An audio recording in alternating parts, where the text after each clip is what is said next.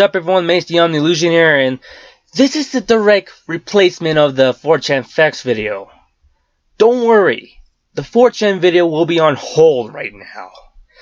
Just because I might be moving. I don't know when, but I might be moving. But to replace this video, the 4chan facts video, I'm going to be starting a little series called My Favorite Video Game Gems. Well, it's not really gems, but video game hidden gems. The underrated ones. The underappreciated ones. You get the idea here. And you'll be listening to my voice in a shitty laptop microphone. So let's get this started, shall we? Now, on to the video. The PlayStation. One of the finest consoles in the gaming industry. Born from a scrap project with Nintendo, the first console that sold 100 million units, and home of its famous PlayStation 1 titles such as Final Fantasy VII, 8, and 9, Crash Bandicoot, Gran Turismo, Spyro, Metal Gear Solid, and so on. Also, this console has like around 2,000 to 3,000 games to play, so there is some gems that needs a bit more attention, in my opinion. So, here is my top 10 PlayStation 1 gems that are my favorites.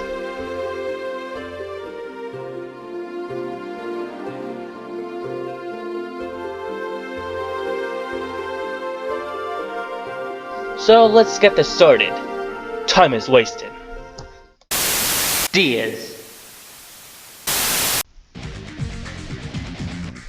So to start this list, let's start the game I actually beat. This is Apocalypse, a twin-stick shooter that stars none other than Bruce Willis. By twin-stick, I mean using the D-pad to move and using the interface buttons to shoot. Well, that's me by the way, but there's a lot of bad guys to shoot at, some boss fights to kill, some platforming here and there, and your average set of weapons like laser beams, rockets, and grenades. Including more powerful rockets and laser beams. And plasma weaponry. The only minor drawbacks in this game is the repetitive corny voice acting, the game's short 3 to 6 hour length, and the story itself. I don't give a shit. Who actually gives a flying fuck about the story? And that's in PlayStation 1 standards. To me, it has no meaning to it. Just like Destiny. It has a shitty story, but I like the gameplay. Until I was facing a giant ass paywall. What the fuck? Nuh. Hey Tony Hawk fans, do you want a better skateboarding game than Tony Hawk Ride or Tony Hawk's Pro Skater 5? Say hello to Thrasher, Skate and Destroy by Rockstar Games. You know, the same publisher who did Grand Theft Auto 5, Smuggler's Run, Midnight Club, and so on. This is technically a better, realistic, and less recognizable version of Tony Hawk's Pro Skater. Without the pesky microtransactions, the DLC, the patches that's bigger in the game itself, and no bullshit. It's a bloody skateboarding simulator, for God's sakes.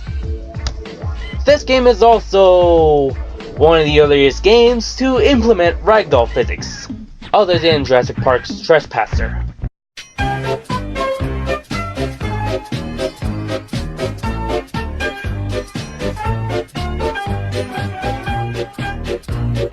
But every good game has its downsides. One of which is the fucking controls, man. Any Tony Hawk fan knows what the controls are.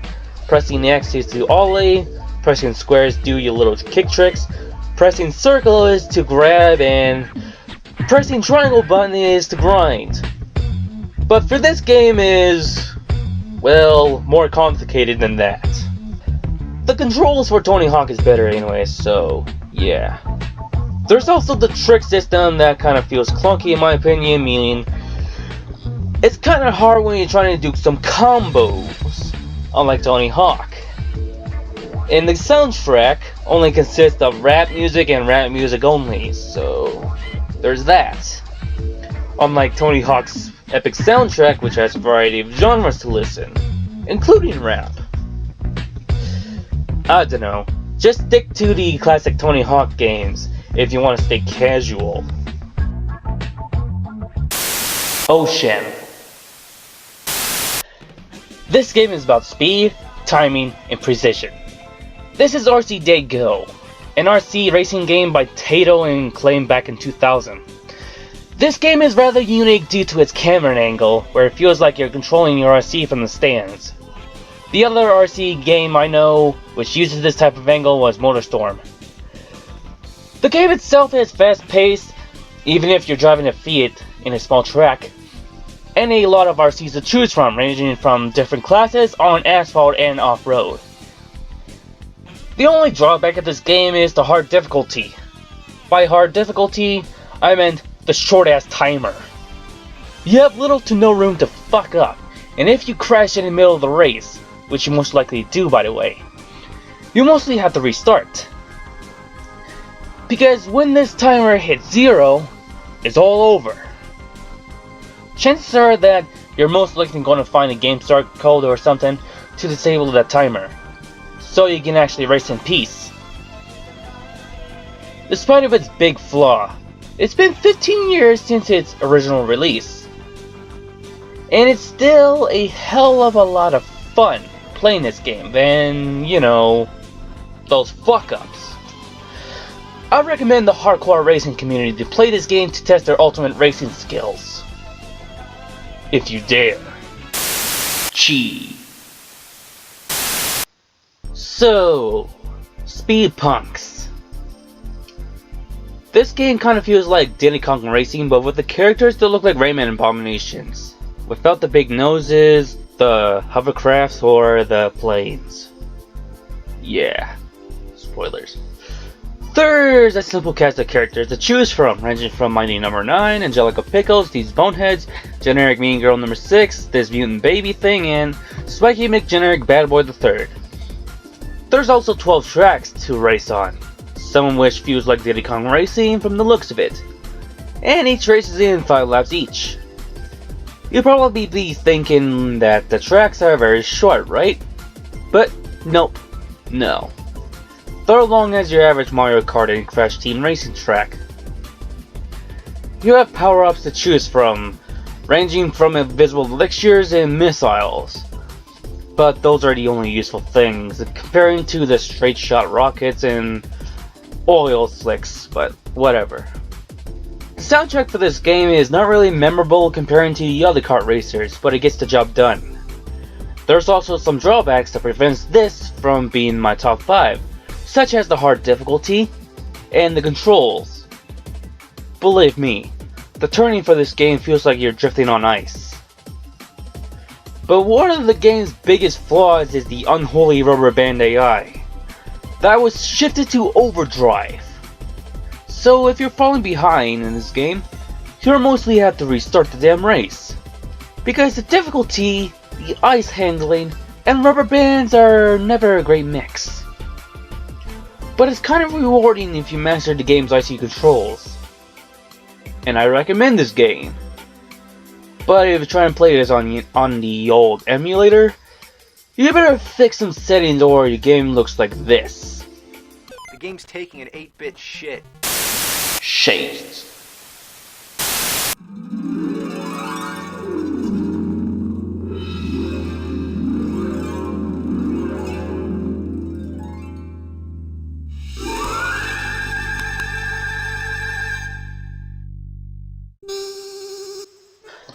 This is a rhythm game created by the same company who did Parappa the Rappa and Unjammer Lammy. Vib-ribbon is one of these titles that didn't make it to North America. But Mace, you said it has been a North American release, what the f— Yeah, that's true. But I also said, with a few exceptions, such as a Japanese European game, released in the US PlayStation Store. And this game is one of them. Anyways, you play as this cute angler vector rabbit named Vibri, and what you do is try to overcome obstacles, such as loop-de-loops, pits, spikes, and ledges, with the press of the 4 buttons, which is down, X, R1, and L1.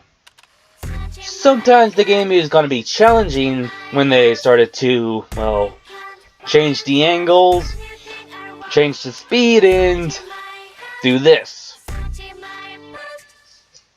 But also, games kind of get harder when combo obstacles involved, where you have to press 2 certain buttons at the same time. So when you make a mistake, it gets harder until it transforms you to a frog, then a worm, complete with their unique animations. But how do you get back up? Well, don't fuck it up. Even though this game is short and there's only 6 tracks to choose from, and that's performed by Laugh in Peace. But what makes the game special is you can put your own music CDs inside of your PlayStation console and play their randomly generated levels. Yes, it's possible to play this on an emulator by putting in the original game disc or your own music CDs. I've actually done this on my Mace Plays vib-ribbon. It's mystical. Queenquay. You know, I haven't watched Ghost in the Shell, but I've heard it's pretty good. Such as this game. This puts me in the right spot because there's no high or low expectations for me, even though this is based off the famous manga itself. The game, however, is a unique third-person shooter where you ride these weaponized spider-like insect vehicles called Fujikomas. These bad boys comes with machine guns, infinite missiles, and grenades. But the best features is that you can jump on walls and walk on them, meaning you can have full range. So basically, make a Spider-Man without the web slinging.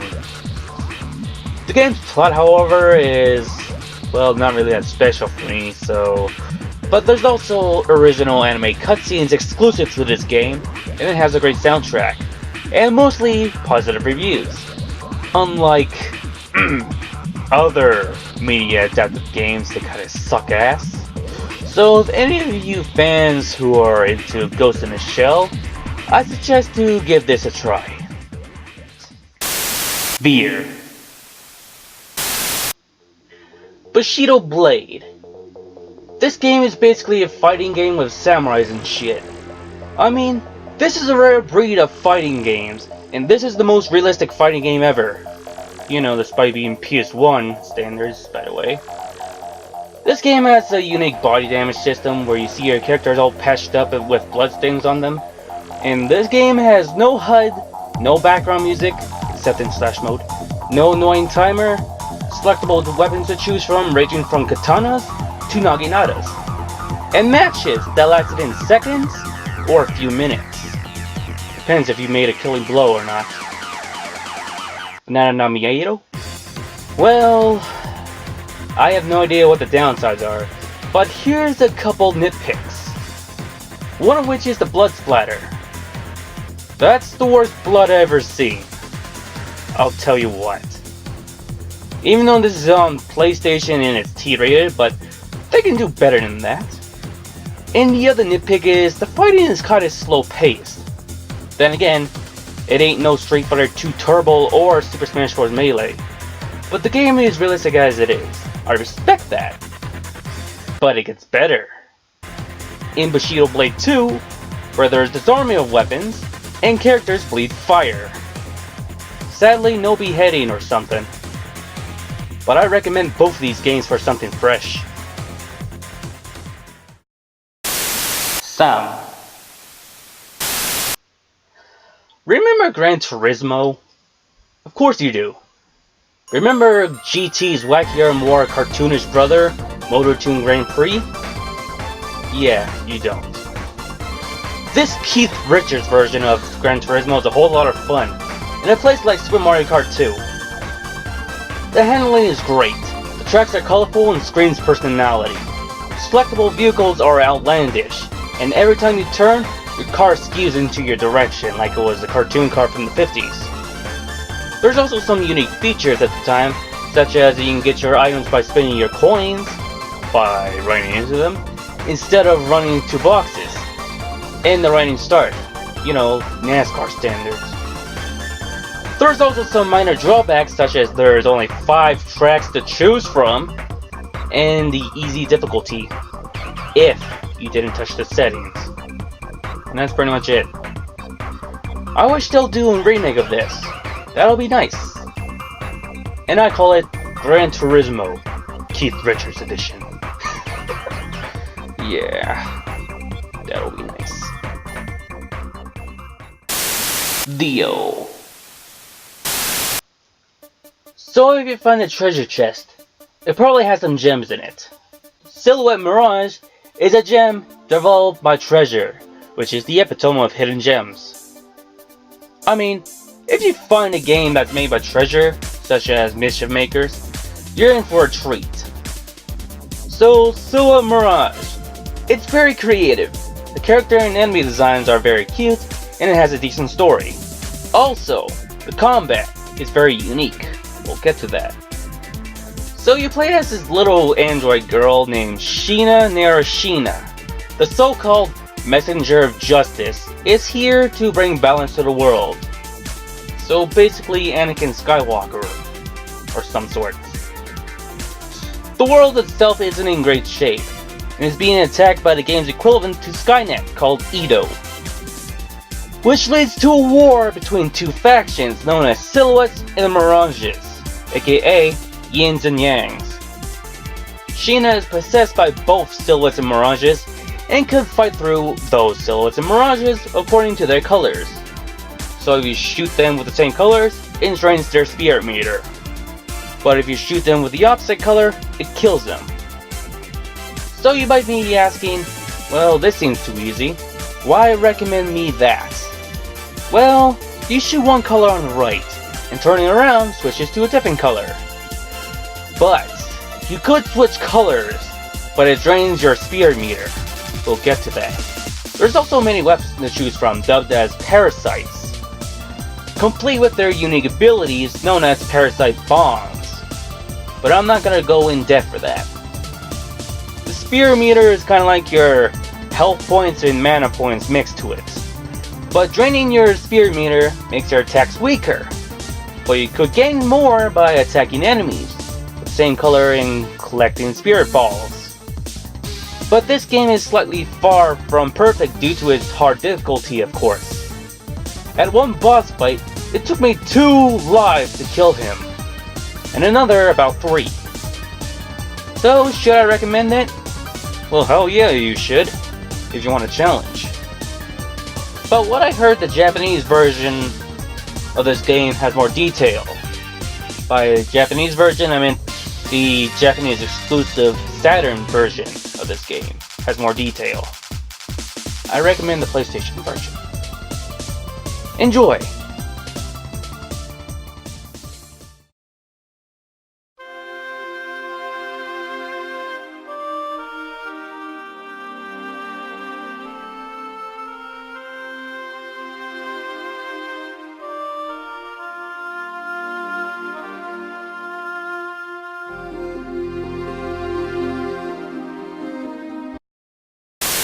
Number 1.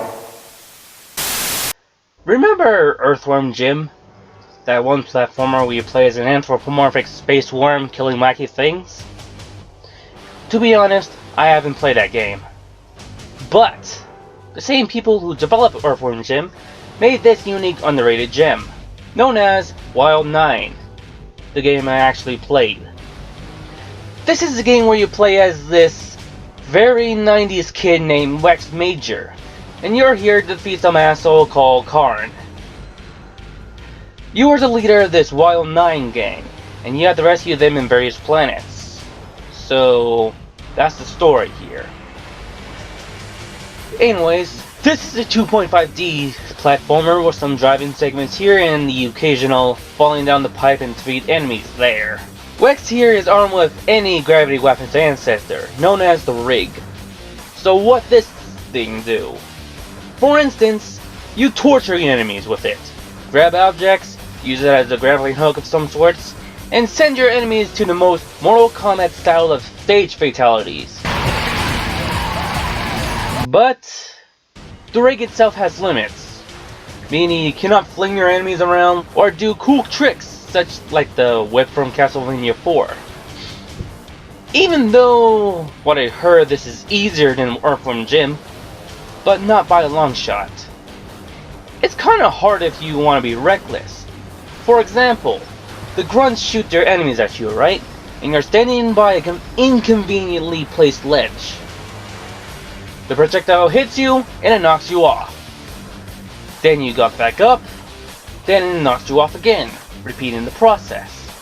So, that game is fun and all, but if I was in charge of remaking this game, I utilized the rig more. You know, like having finishing moves where you nail your enemies to the ground, or fling them to the horizon. Or, how about other moves like ripping off Scorpion's move, Scorpions get over here, and uppercut them, grab enemies, and hit other enemies with enemies, and throwing them for the sake of walking to the death traps. So, why is this my #1 gem, you may ask? I don't know. Despite being raised in the 6th generation of gaming, where I only have a PS2 and a Game Boy Advance, and sometimes the Nintendo 64, but playing through a week of various PlayStation 1 gems is not really a great start for me. I didn't enjoy this list. Every single one of it. Despite having no actual microphone or decency, to be exact. I mean, I've played a small list of PlayStation 1 games before I got my Shitbiscuit PC to run on a PlayStation 1 emulator. But I have played plenty now, but mostly gems. Should I recommend Wild 9 though? Yes. Every single second of it. If you like torturing shit, I recommend Wild 9. If you like people getting shredded to bits, Wild 9. So, yeah. I don't know how to end this list, so I might be moving soon. Moving out of this hellhole known as my room, where I spend most of my time here. But I'll be moving into town, so I might get a job there and do other stupid shit. So, my name is Mace the Illusion, and I'll see you later. And I'll probably, I'll make a Nintendo 64 gems list sometime. After I moved and got a job. And a week's worth of paying. I'll see you later.